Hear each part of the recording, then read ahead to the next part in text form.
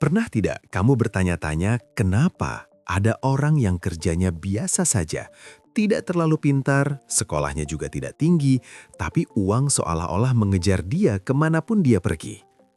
Sementara di sisi lain, ada orang yang kerjanya banting tulang dari pagi sampai malam, keringat sudah diperas habis, tapi uang rasanya susah sekali ditangkap.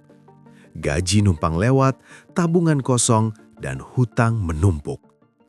Saudaraku, masalahnya bukan pada takdir Tuhan yang tidak adil, dan masalahnya juga bukan pada seberapa keras kamu bekerja. Masalah utamanya seringkali ada di dalam kepala kita sendiri, yaitu pola pikir atau mindset kita tentang uang. Uang itu punya energi. Kalau cara berpikirmu tentang uang salah, maka uang akan merasa tidak nyaman dan lari menjauh darimu. Hari ini kita akan membongkar 8 pola pikir beracun yang tanpa sadar sering kita pelihara. Pola pikir inilah yang menjadi tembok penghalang rezeki masuk ke rumah kita. Simak baik-baik dan mari kita buang sampah-sampah pikiran ini sekarang juga. 1. Berpikir bahwa uang adalah sumber kejahatan. Pola pikir salah yang pertama dan paling sering didengar adalah uang tidak dibawa mati atau uang adalah akar segala kejahatan. Banyak orang miskin menghibur diri dengan kalimat ini. Mereka berpikir bahwa orang kaya itu pasti jahat, pasti serakah, dan pasti tidak bahagia. Ini adalah kesalahan fatal. Kalau kamu membenci uang dan menganggap uang itu jahat, bagaimana mungkin uang mau datang padamu? Faktanya, uang itu netral. Uang itu seperti pisau. Di tangan penjahat, pisau bisa melukai orang, tapi di tangan dokter bedah, pisau bisa menyelamatkan nyawa. Begitu juga uang. Di tangan orang jahat, uang bisa buat beli narkoba atau menyuap hukum. Tapi di tangan orang baik, uang bisa buat bangun masjid, menyantuni anak yatim, dan memberangkatkan haji orang tua.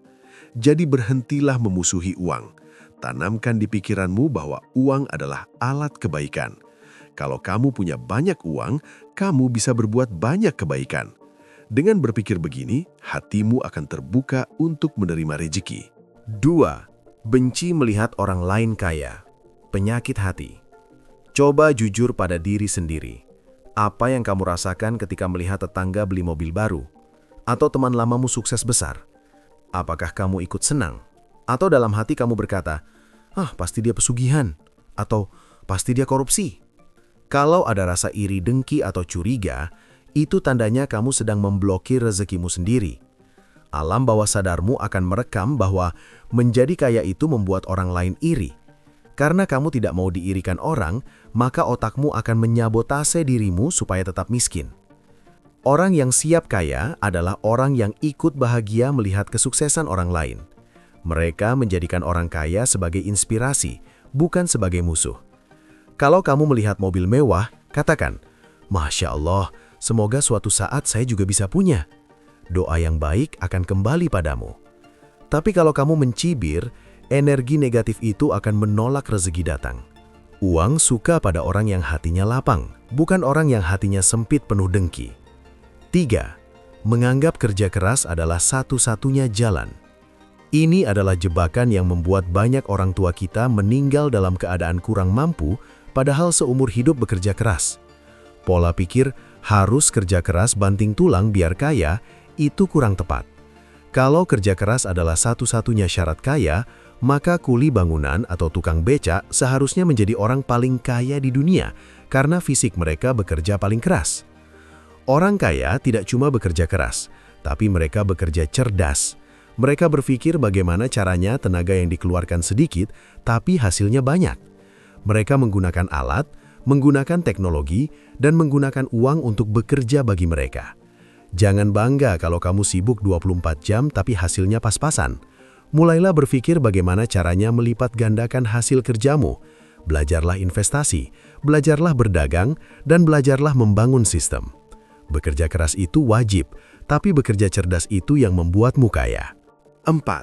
Menunggu sisa baru menabung. Terbalik. Pola pikir orang miskin adalah terima gaji dikurangi belanja, sisanya baru ditabung. Masalahnya adalah keinginan manusia tidak ada habisnya. Kalau dituruti, tidak akan pernah ada sisa. Akhirnya bulan berganti bulan, tabungan tetap 0 rupiah. Ini adalah cara mengelola uang yang salah kaprah yang bikin kamu jalan di tempat seumur hidup. Pola pikir orang kaya itu terbalik. Terima gaji, potong dulu untuk tabungan dan investasi, baru sisanya dibelanjakan. Mereka memaksa diri untuk menabung di awal. Mereka menganggap tabungan itu sebagai tagihan masa depan yang wajib dibayar, sama seperti bayar listrik. Kalau kamu menunggu sisa, yakinlah sampai kiamat pun tidak akan ada sisa. Ubah urutannya sekarang juga.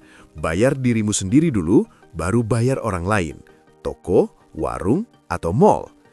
5. Meremehkan uang kecil. Sombong. Seringkali kita melihat uang koin 500 atau 1.000 rupiah tercecer di lantai dan kita malas memungutnya. Atau kita belanja ada kembalian 2.000 perak, kita bilang, ambil saja. Sifat meremehkan uang kecil ini adalah tanda kesombongan finansial. Bagaimana kamu bisa dipercaya mengelola uang 1 miliar rupiah, kalau mengelola uang 1.000 rupiah saja kamu tidak becus dan tidak menghargainya? Orang kaya sangat menghargai setiap sen uang mereka. Mereka tahu bahwa 1 miliar rupiah tidak akan menjadi 1 miliar kalau kurang 1.000 rupiah. Menghargai uang kecil adalah bentuk rasa syukur, dan Tuhan berjanji siapa yang bersyukur akan ditambah nikmatnya. Jangan sok kaya dengan membuang-buang uang receh.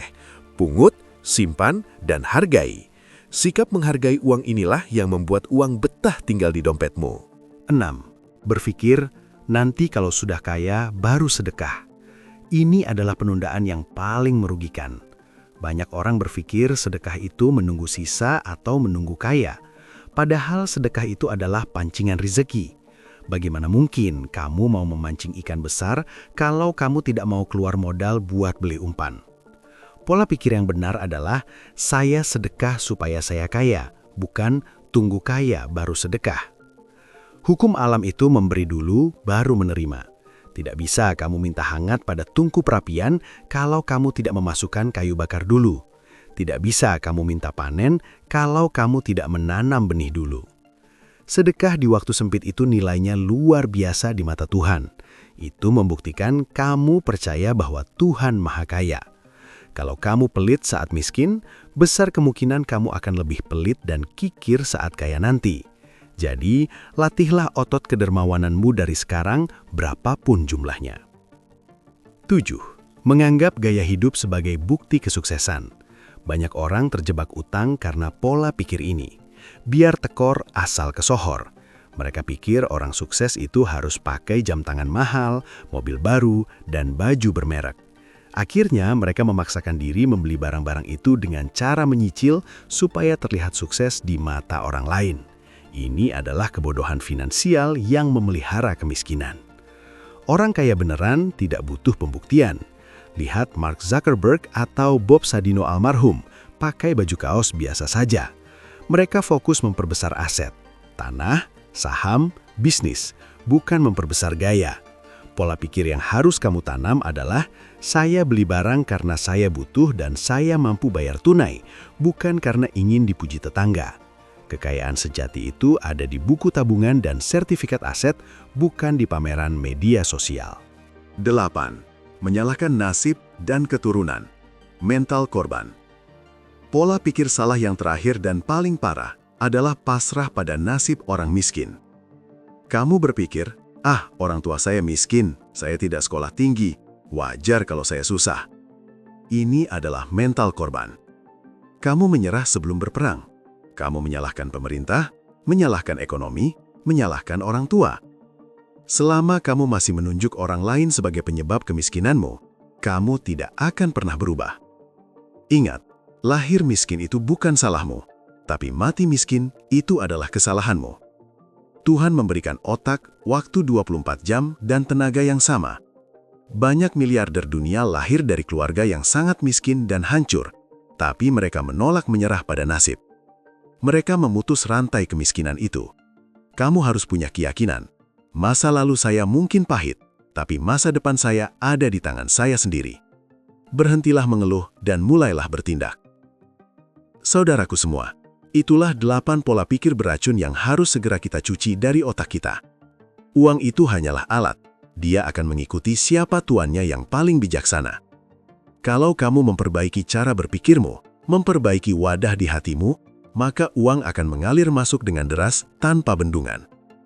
Mulailah berdamai dengan uang, hargai uang kecil, ikut senang melihat orang sukses, dan fokus membangun aset, bukan gaya hidup. Semoga pencerahan hari ini bisa menjadi titik balik kebangkitan ekonomimu. Terima kasih sudah menyimak. Mari kita ubah nasib kita mulai dari isi kepala kita. Salam sukses, berkah, dan berlimpah. Wassalam.